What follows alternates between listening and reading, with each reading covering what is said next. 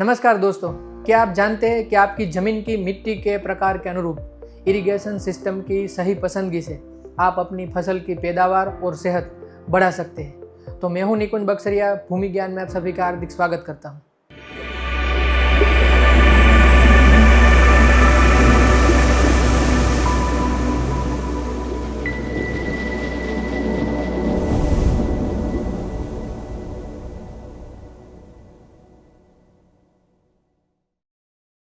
देखिए दोस्तों, आपकी ज़मीन की मिट्टी के अनुरूप इरिगेशन सिस्टम की सही पसंदगी से आप अपनी फसल की पैदावार और सेहत दोनों बढ़ा सकते हैं। जनरली हमारी मिट्टी के 3 प्रकार होते हैं। एक रेताल ज़मीन, दूसरी दोमट यानी लोमी ज़मीन और तीसरी चिकनी यानी क्ले ज़मीन।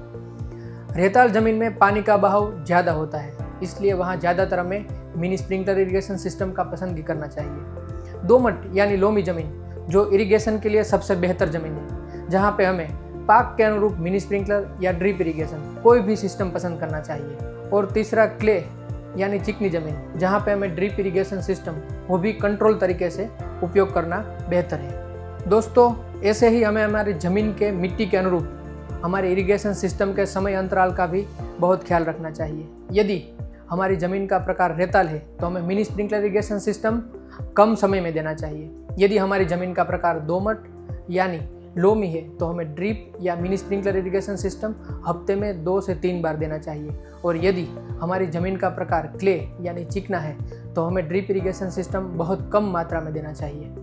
तो देखिए दोस्तों, ऐसे ही मिट्टी के अनुरूप यदि हमें ड्रिप इरिगेशन सिस्टम की पसंदगी की तो हम ना कि सिर्फ पानी और खाद बचा सकते हैं, लेकिन हमारी फसल की पैदावार कई गुना बढ़ा सकते हैं। तो ऐसी ही जानकारी के लिए आप हमारे कृषि इंजीनियर से संपर्क करें और जुड़े रहिए भूमि ज्ञान के साथ। जय जवान, जय किसान।